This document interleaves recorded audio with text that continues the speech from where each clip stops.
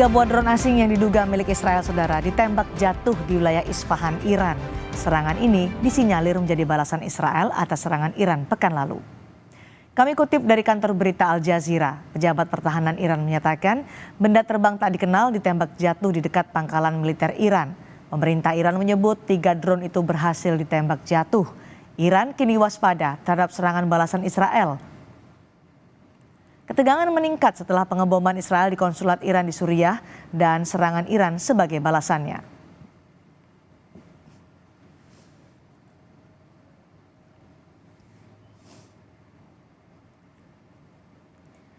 Sebelumnya serangan Iran ke Israel menggunakan senjata drone Shahid 136 kamikaze UAV.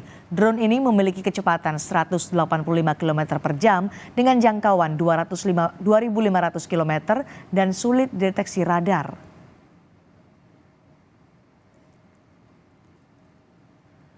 Jarak antara Israel dan Iran sejauh 2.294 km. Serangan Israel ke Iran melewati 2 negara, yakni Irak dan Yordania. Sementara negara tetangga keduanya diantaranya Kuwait, Lebanon, dan Suriah. Konflik Iran-Israel turut dipicu arogansi serta agresi Israel di Palestina. PBB tidak berkutik menghentikan serangan bertubi-tubi di Palestina hingga menewaskan 33.000 lebih orang.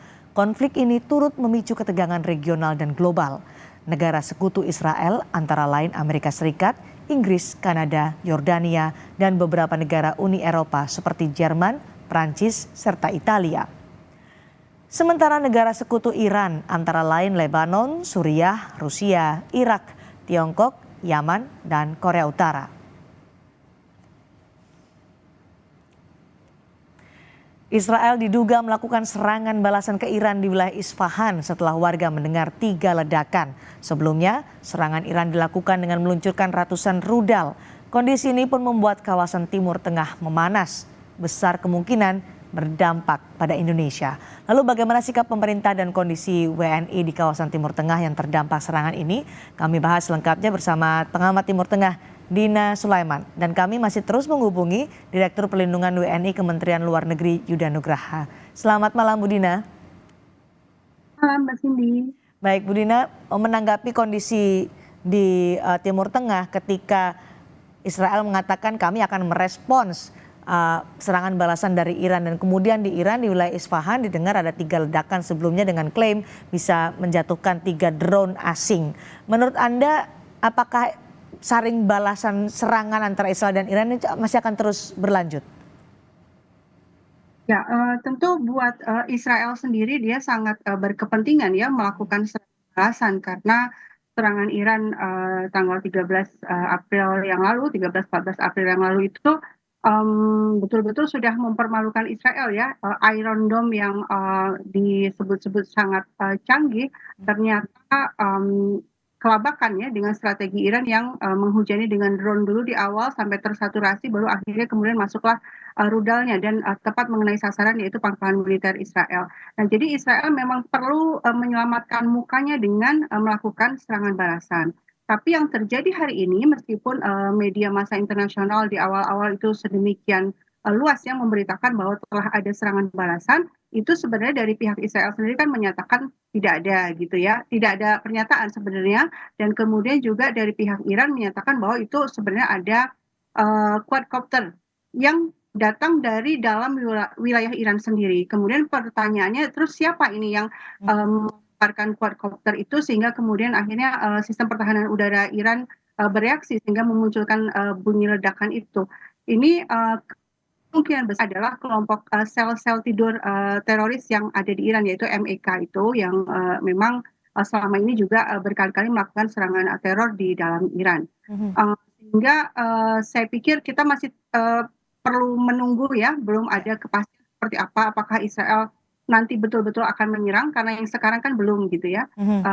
Tapi kalau betul-betul menyerang memang dampaknya luar biasa ya, akan menyeret dunia dalam sebuah situasi yang sangat sulit, karena pasti akan terjadi perang regional kalau memang Israel melakukan serangan, karena sudah diancam juga oleh Iran bahwa Iran akan melakukan balasan. Artinya ini akan melibatkan negara-negara di sekitar. Tapi harus dipastikan dulu berarti Ibu Dina, ini drone asing ini punya siapa? Apakah betul milik Israel atau tadi dikatakan oleh Bu Dina kelompok teroris di Iran?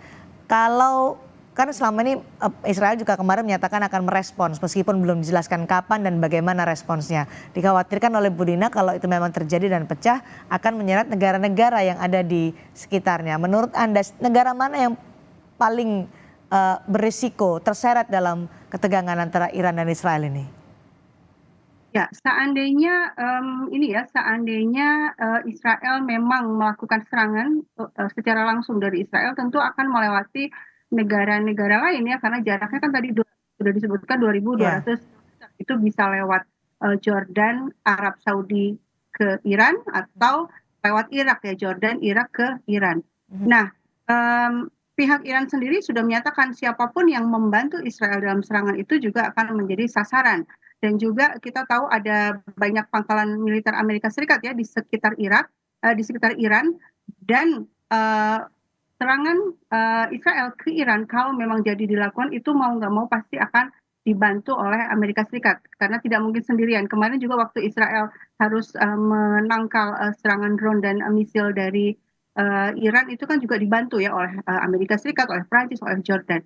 Nah, kalau kemudian Iran juga membalas ke berbagai pangkalan militer Amerika yang ada di negara di kawasan, itu ada di Kuwait, di Bahrain, di Qatar, artinya kan semua negara akan terlibat dalam perang ini, ya. Mhm. Jadi, yang paling kita khawatirkan jangan sampai ini terjadi sehingga memang yang diharapkan adalah Israel bertindak rasional, gitu ya. Mhm. Artinya rasional itu apa? Ya, ya sudah jangan seret negara-negara lain Oke. untuk terlibat dalam perang regional ini. Bagaimana dengan posisi Yordan? Karena kan kemarin dia sempat juga menembaki beberapa rudal Israel yang, maksud kami rudal Iran yang melewati wilayah udaranya. Kemudian dianggap Yordan berada di kubu Israel. Posisinya bagaimana sebenarnya Bu Dina? Membedakan antara rakyat atau bangsa Jordania gitu ya dengan elitnya. Nah, kalau bangsa Jordania, rakyat Jordania itu sudah berminggu-minggu itu demonstrasi terus besar-besaran ya untuk mengecam Israel dan kemudian juga meminta agar pemerintahnya membantu Palestina gitu ya, membantu perjuangan bangsa Palestina menghentikan genosida Israel. Tapi elit kan berpikirnya berbeda ya, elit Jordania. Dia negara monarki dan kalau kita lihat sejarahnya bagaimana Raja Jordania ini bisa duduk di tampuk kekuasaan itu kan juga atas bantuan Inggris waktu itu ya. Sehingga memang sejak awal monarki Jordania ini memang sifatnya apa ya inferior gitu ya terhadap kekuatan Barat sehingga memang belum muncul keberanian untuk melawan kehendak Amerika Serikat, kehendak Barat dan masih memilih untuk memikirkan uh, posisinya gitu ya. Padahal kalau dia memikirkan bangsanya, national interest-nya sendiri, sebenarnya kalau dia memutuskan untuk membantu Palestina, dia akan mendapatkan dukungan yang sangat besar dari rakyatnya dan dari yang lain. Hmm. Masing-masing pihak baik Israel dan juga Iran punya negara-negara sekutu sendiri-sendiri. Kalau ini akan semakin meningkat eskalasi ketegangan di Timur Tengah, apakah negara-negara sekutu ini juga akan ikut terlibat, Bu Dina? Sejauh ini yang saya dapatkan informasinya adalah ini ya, misalnya Hmm. seandainya Israel mengirimkan rudal dari wilayah Israel secara langsung, itu Rusia dikabarkan gitu ya berjanji untuk menangkal rudal tersebut dengan sistem pertahanan udaranya sehingga tidak atau batal masuk ke Iran gitu ya. Itu kemudian misalnya China sejauh ini kita lihat masih memberikan bantuan dari sisi diplomatik ya di Dewan Keamanan PBB, tapi juga saya pikir bantuan terbesar yang diberikan China adalah bantuan ekonomi ya. Deal-deal ekonomi antara Iran dan China itu sangat membantu perekonomian Iran yang diembargo oleh Amerika Serikat. Dan Hmm. kemudian juga sistem intelijen itu dikabarkan juga ada bantuan juga dari China dan Rusia. Sementara kalau Irak, Suriah, Libanon itu kita juga tahu sejak selama 6 bulan ini itu, meskipun bukan state ya, bukan negara ya. Jadi Lebanon itu berperan adalah Hizbullah. Hizbullah kan bukan negara tapi Ya, sebuah organisasi. Kemudian baik. sama ya memberikan serangan ke Israel. Jadi ada koordinasi gitu ya antara Lebanon, di Irak dan juga dari perlawanan dari Suriah.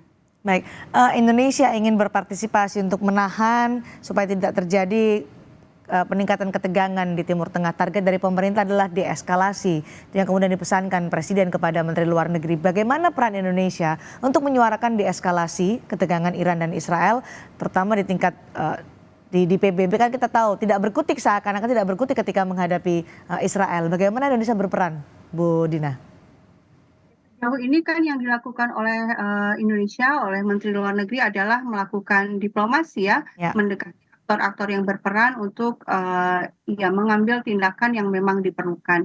Dalam hal ini kalau terkait dengan Iran itu Indonesia dan Iran kan berhubungan sangat baik sehingga komunikasinya juga baik. Dan beberapa hari yang lalu juga sudah ada telepon ya, percakapan telepon antara Menteri Luar Negeri Iran dan Menteri Luar Negeri Indonesia. Tapi kemudian pertanyaannya kan sebenarnya akarnya di Israel ini ya, ya.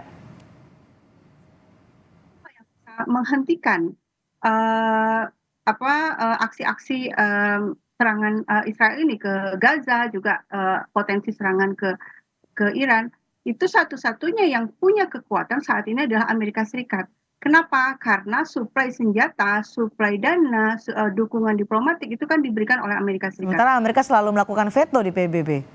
Ya, gimana?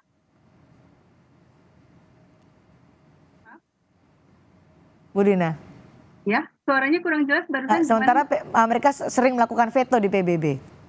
Ya, ya betul. Berarti kan obstacle terbesarnya di Amerika ini ya. Hmm. Artinya kalau Indonesia mau berperan, ya yang paling harus didekati adalah Amerika Serikatnya gitu ya.